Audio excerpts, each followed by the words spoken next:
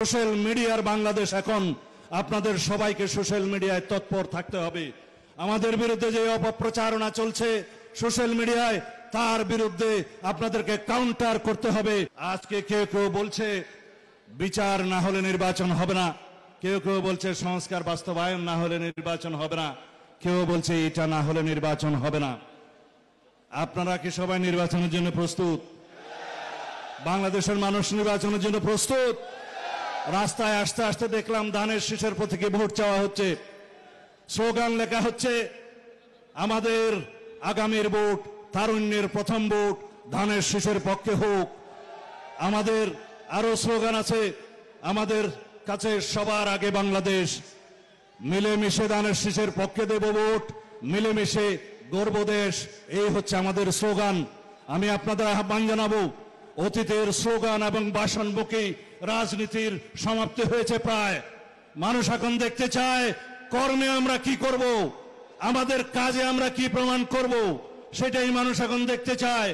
অতীতের জীবনে মানুষ অনেক ভাষণ শুনেছে, মানুষ শোষণ দেখেছে, মানুষ অত্যাচার দেখেছে। মানুষ এখন আর ভাষণ এবং শোষণের রাজনীতিতে বিশ্বাস করে না। আধুনিক বাংলাদেশের মানুষ অনেক বেশি সচেতন।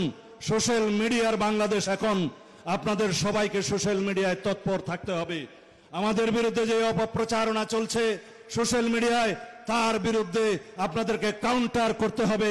সমস্ত মিস ইনফরমেশন, ডিসইনফরমেশনের জবাব দিতে হবে। আমরা যেন সেটাতে মনোযোগ দেই। আপনারা বেশি বেশি করে টুইট করবেন, বেশি বেশি করে আপনারা অন্যান্য সোশ্যাল মিডিয়ায় অ্যাক্টিভ হবেন।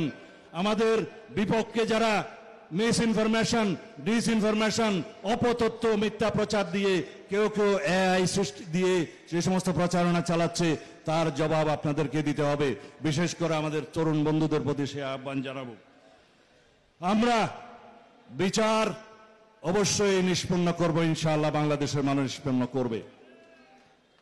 যারা গণহত্যা চালিয়েছে, মানবতা বিরোধী অপরাধ করেছে, বিগত 16 বছরে গুম খুন হত্যা করেছে, এদেশের নিরীহ মানুষকে হাজার হাজার মামলা দিয়ে, লক্ষ লক্ষ মামলা দিয়ে নির্যাতন করেছে, নিপীড়ন করেছে, এদেশের মানুষকে বিভিন্ন রকমের নির্যাতনের মধ্যে দিয়ে যেতে হয়েছে।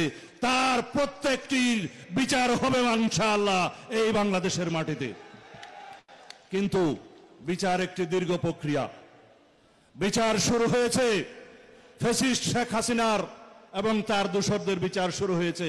এটা কেবল নমুনা।